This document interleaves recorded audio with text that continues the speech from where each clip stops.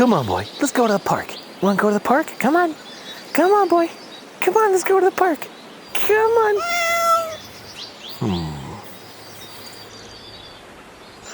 Dog. It makes a lot more sense.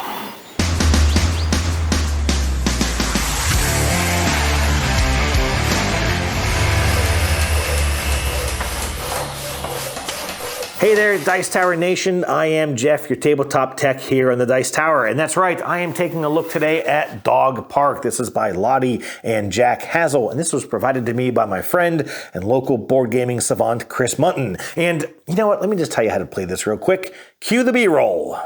Dog Park plays over just 4 rounds. In each round, players will bid on dogs available in the field using their own victory points as currency. This is done twice at the start of each round.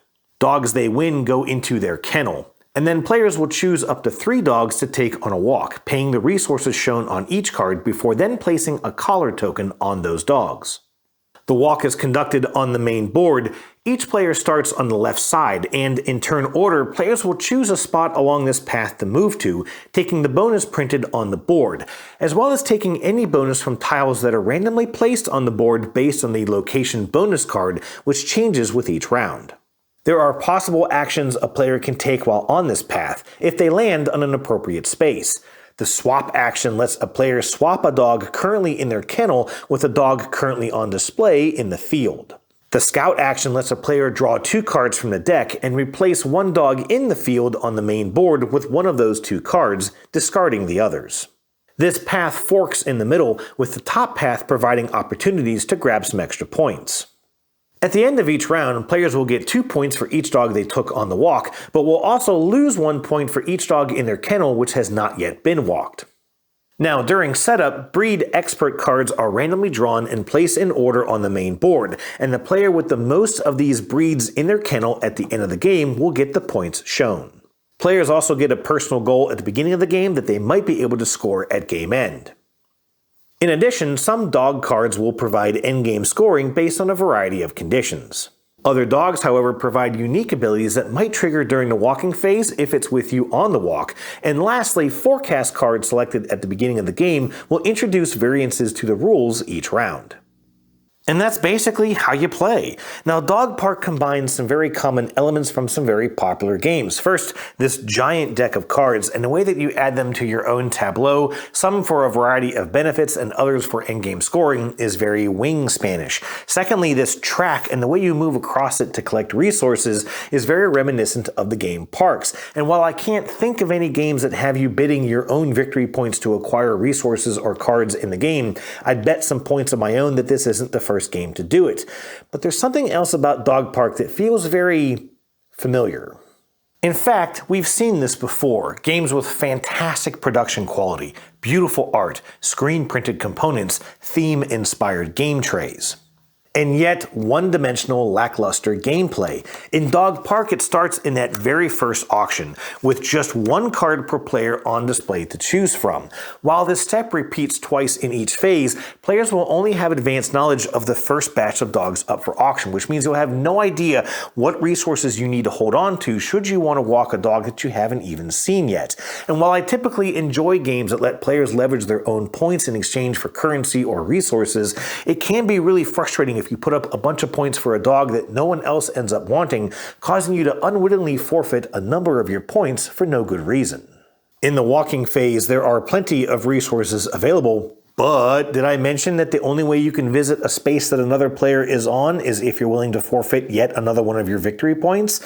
Now, the good thing here, again, is that players will have advanced knowledge of the next round of dogs up for auction, so you can plan a little bit ahead. But again, you're still subject to the randomness of the other players, and especially at the higher player counts, you'll simply have less options to grab the resources that you need from this track unless you're all willing to forfeit some victory points in exchange for some extra squeaker toys. The brevity of real decision space in this game quickly goes from being a bit of a hindrance to frankly just being annoying. There are so many things that you're trying to do. You want the dogs that score you the endgame points, or maybe lets you set up some sort of an engine like getting extra resources on the walk or letting you walk another dog for free. You're also trying to get those popular breeds to score those endgame points, and of course you want to score your personal objective. But there are so few opportunities to actually get the dogs that you need or to collect those resources that you're trying to get, and you quickly realize that those two elements pretty much make up this entire game. And then there's this giant deck of cards, 166 of them in the base game, and yet in a 4-player game, players will encounter barely more than 32 of them. And they knew this going in. Step 4 of the setup says to shuffle this massive deck of cards and then immediately stuff half of them back into the box. So why are they here in the first place? I mean, sure, the theme of this game is dogs, and there are over 300 breeds of dogs. But there's only 7 in this game, which means this massive deck of cards only serves to dilute the already paper-thin range of options in this game. And since we're talking about the theme, how about we talk about these strange actions? If you didn't catch it in my quick rules teach, this swap action on the main board lets you, while you're on a walk, grab another dog in the field and swap it with one stuck at home in your kennel. And when I was first taught this rule, I just started laughing because I could immediately picture this shady looking character snatching someone's dog in a field and just running away. And okay, maybe I'm reading a little too deep into the theme here, but here's my ultimate point. This game is very light. It's a gateway game, the kind of thing that you'll introduce to casual and inexperienced gamers. And you're going to struggle to explain that action in a way that's not going to make them all feel like they're about to roleplay Cruella de Vil. And I think that ultimately closes a circle on my thoughts of this game. It is far too light in decision space for the experienced gamer and a bit too random and too weird for the casual gamer. Now, as penance for borrowing this game from my friend Chris, aka RVA Board Gamer on Instagram, he made me promise to tell you that he thinks this is a good gateway game and something that he would certainly introduce to casual gamers at some of the many events he hosts here in the Richmond area. So sure, Chris, as I promised, the guy who thinks all of these games were good also thinks this one is pretty good too. Hey, you asked for it, buddy. Anyways, that's Dog Park, another game that's more about glitz and glamour than gameplay, and plenty random enough to keep players on a pretty short leash. Cheers.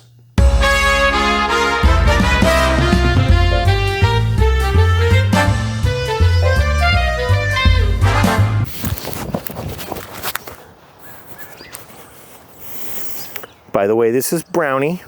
I've had him for over 40 years. Who's a good dog? Who's a good little dog? Good little puppy.